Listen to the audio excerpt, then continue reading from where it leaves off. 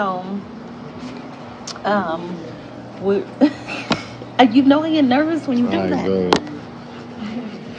So, we're talking about the same stuff, rhetoric, ethos, pathos, logos, right? So, when I was out last week, they had a writing assignment. Their writing assignment required them to answer a question: what motivates people to struggle for change? Same question they've been focusing on throughout the whole entire unit, right? They first developed an opinion to that question. We've been reading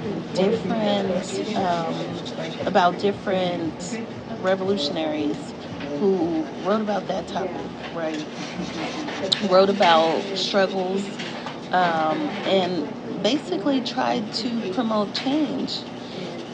So I've been asking them multiple times, like, what do you think these people have intrinsically in them that allows them to stand up and talk about and promote change? So the kids have been developing their ideas, right? So when I was out, gave them the writing assignment. I just knew they were going to blow this writing assignment out the water, right? Go to look at who turned in their assignment. Nobody. Then the ones that did, they were writing about the text that we read, not what I wanted them to write about. So I was like, no. So I had to go back, reteach it. Well, not really reteach it, but just talk about it. So what I did is I was like, who did their writing assignment? Like 3 people raised their hand. Okay. And then, so I was like, sure they're not lit for you. So, I said, how many people watch the Super Bowl? And, like most of them raised their hand. Because I was like, we're going to talk about Kendrick. And they were like, huh? They were like, what Kendrick? I was like, what? Don't even play with me. It was like, the Kendrick, right? So they were like, Kendrick Lamar. It's like, yes, we're going to talk about Kendrick. Because I love Kendrick, right? Mm-hmm. So, they're like, looking like, what the heck is this woman talking about? This has nothing to do with English school, blah, blah, blah. So I was like, who watched the Super Bowl? And so, like, a lot of kids raised their hand. And then some of them were like, his performance was trash. And then a lot of them were like, oh, you a Drake fan. And I was like, are you? You're a Drake fan, right? So they got into a little tiny debate. I was like, no, that's not why we're talking about the Super Bowl or Kendrick, right? So I was like, calm down, right? So then I was like, so those of you who didn't watch the Super Bowl, how many of you at least read about what the halftime show was about? And so a lot of people at least heard about the halftime show. And I'm like, okay, so even if you didn't watch the Super Bowl, how many of you at least watched the halftime show?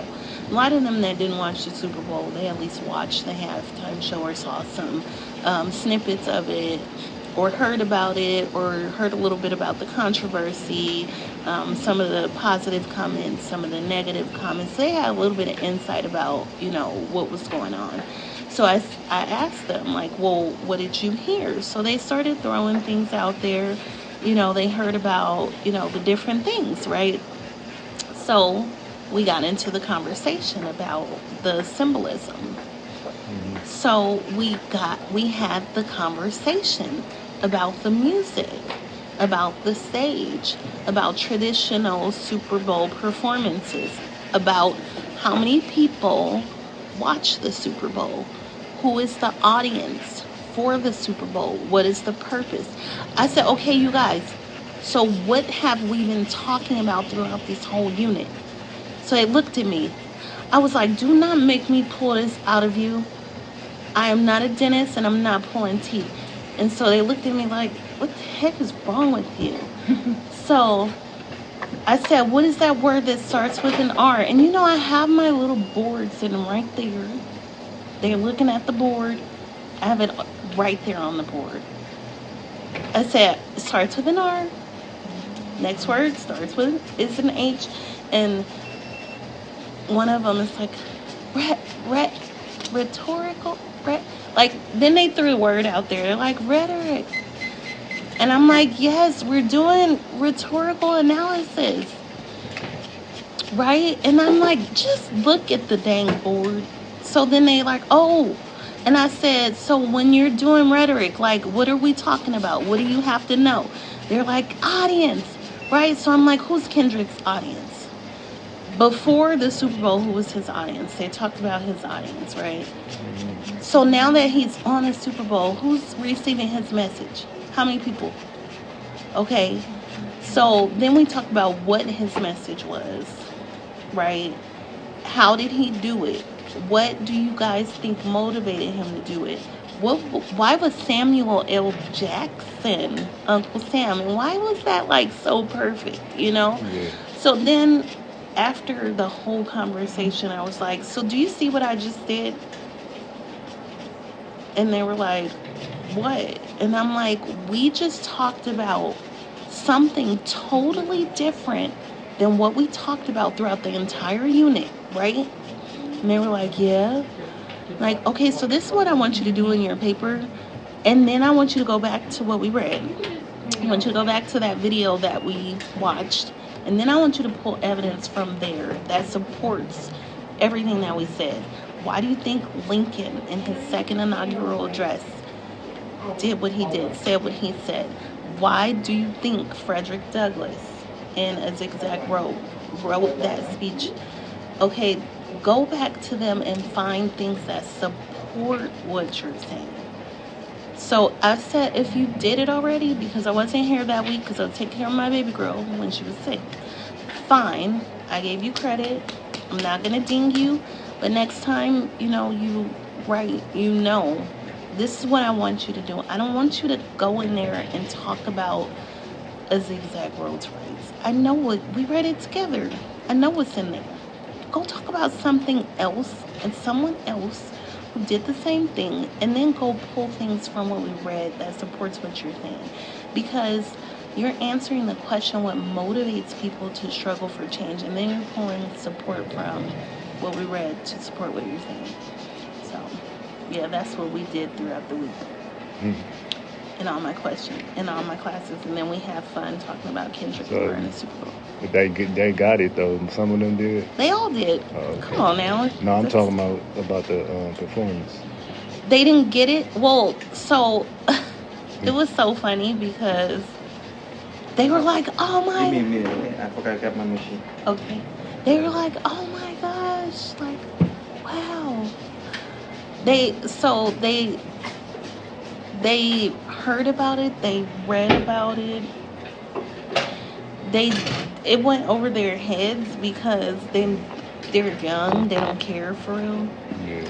But they understood. And then we talked about Squid Games and how the rich were basically using the poor to kill each other. And we talked about the Bloods and the Crips and black people killing each other, the poor killing each other, and how, you know, this is a cycle, and how, you know, this is traditional America. And we talked about how Kendrick Lamar brought true America to the big stage. This is what Americans really look like, you know? And how many people around the world are watching this Super Bowl? Yeah. He broke records. He basically rewrote history because the Super Bowl has now seen a totally different type of performance.